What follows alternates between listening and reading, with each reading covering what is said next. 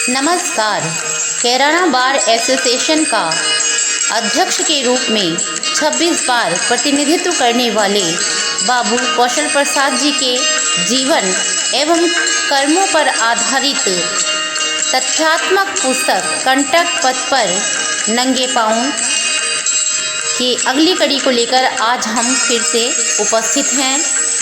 आज का शीर्षक रहेगा साहित्यिक प्रतिभा संपन्न एवं पत्रकारिता। सृष्टि का प्रत्येक सृजन अद्भुत सौंदर्य से युक्त है।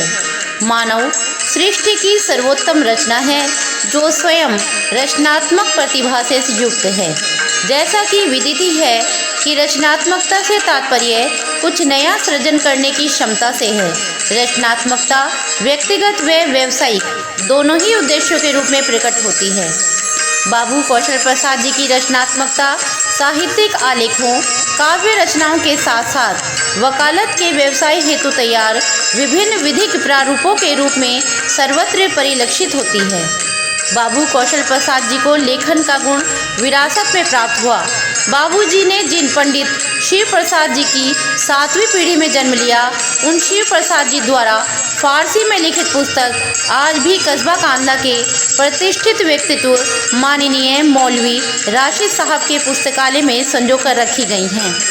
विद्यालय, महाविद्यालय की वार्षिक पत्रिकाओं, अन्य सामयिक महत्वपूर्ण पत्रिकाओं में बाबूजी द्वारा रचित कविताओं, सामाजिक राजनीतिक आलेखों का प्रकाशन सतत होता रहा। वहीं बाबूजी द्वारा नियमित रूप से पत्र लेखन व दैनिक डायरी लेखन भी किया जाता रहा। समय के साथ बाबूजी की रुचि पत्रकारिता की ओर भी उन्मुख हुई। बाबूजी ने 60-70 के दशक में श्री पूर्ण चंद मित्तल जी द्वारा मुजफ्फरनगर से प्रकाशित एवं संपादित प्रसिद्ध साप्ताहिक पत्र सेवक में पत्रकार के रूप में 2 वर्ष तक महत्वपूर्ण योगदान दिया एवं हिंदी के एक सफल क्षमतामान लेखन के रूप में राजनीतिक, आर्थिक, सामाजिक व सामान्य विषयों पर अनेक आलेख सृजित किए। सन 1977 ईस्वी से आदरणीय स्वर्गीय श्री धर्म प्रकाश जी भूतपूर्व प्रधानाचार्य हिंदू इंटर कॉलेज कांदला के संपादकत्व में कांदला मुजफ्फरनगर से प्रकाशित कांदला गजट नामक पत्र के बाबू कौशल प्रसाद जी कई दशक तक सह संपादक रहे। बाबूजी की लेखन शैली भावनात्मक व गवेषणात्मक होने के साथ साथ रोचक भी थी। 23-26 जनवरी 1985 के प्रकाशित कांदला गजट गणतंत्र दिवस विशेषांक में प्रकाशित बाबूजी के आलेख भारत के आम चुनाव इलेक्शन से उद्धृत हैं कुछ पंक्तियाँ। चुनाव के दौरान कुछ घटनाएं भी इतनी रोचक होती हैं जिनसे मतदाता के मस्तिष्क का पता चलता है। व्यवहारिक रूप में उनका कोई अर्थ न हो, परंतु सिद्धांत रूप में वे भारत की संस्कृति को प्रकाश में लाती हैं। मैसूर शहर में एक मतदान केंद्र पर एक वृद्धा ने मतदान अधिकारियों से निवेदन किया कि उसे वोट डालने से पहले मत पेटिका के समक्ष प्रार्थना करने की अनुमति प्रदान की जाए। मतदान अधिकारी संकोच में पड़ गया क्योंकि उसके पास जो चुनाव निर्देशिका थी उसमें ऐसा कोई प्रावधान नहीं था। फिर भी उसने वृद्धा से कहा कि आप प्रार्थना कर लें, परंतु प्रार्थना बहुत छोटी होनी चाहिए। वृद्धा ने ऐसा ही किया तथा मत पेटिका के समक्ष हाथ जोड़कर कहा, तुम मंत्री बनाने वाले हो, कृपया मंत्री को यह सद्बुद्धि दो कि वे निर्धन व्यक्तियों को कम कीमत पर अच्छा चावल प्रदान करें। यह वृद्धा जो कुछ कहना चाहती थी, अर्थात उस व्यक्ति के पक्ष में मतदान करना चाहती थी जो चावल कम कीमत पर दे सके। क्या इसकी प्रार्थना पूरी हो जाएगी? अभी ऐसे अनेक मतदाताओं की प्रार्थनाएं अधूरी ही रह जाएंगी। कांदला गजट के स्वतंत्रता विशेषांक 14-15 अगस्त 1985 में बाबूजी का एक सामाजिक कानूनी आलेख बलात्कार की आपराधिक प्रवृत्ति क्या कानून रोकने में सक्षम है प्रकाशित हुआ।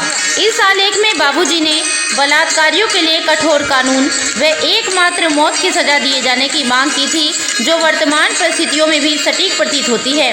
उद्धरण: गत 9 जुलाई को दक्षिणी दिल्ली में कार्यकारी महिलाओं के लाजपत नगर स्थित एक हॉस्टल में 24 वर्षीय आरती वेंकटरमण के साथ बलात्कार करके उस घटना के संदिग्ध अभियुक्त राजेंद्र सिंह उर्फ बबली ने आरती की हत्या कर दी।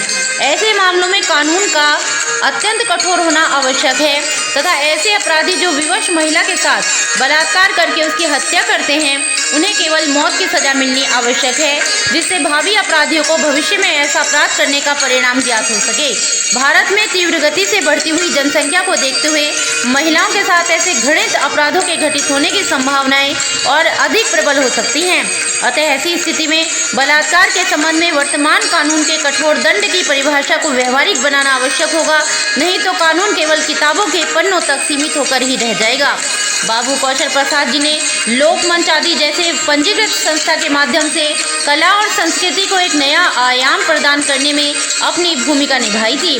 प्रेमचंद गुप्ता जी और ताहिर अली एडवोकेट जी के साथ बाबूजी ने भी सामाजिक विकास के लिए अंत्योदय ग्राम विकास समिति का गठन किया। उनकी 60 व 70 के दशक की लिखी डायरी को पढ़कर हमने जाना कि मेरठ प्रवास के दौरान आदरणीय वासुदेव शर्मा जी के साथ साहित्यिक गतिविधियों में व विशाल कवि सम्मेलन के आयोजन में भी बाबूजी ने महत्वपूर्ण भूमिका निभाई थी। अगली कड़ी लेकर फिर से प्रस्तुत होंगे। आपको यह कैसी लग रही हैं? कृपया अपने विचारों से हमें अवगत कराने की कृपा करें। धन्यवाद।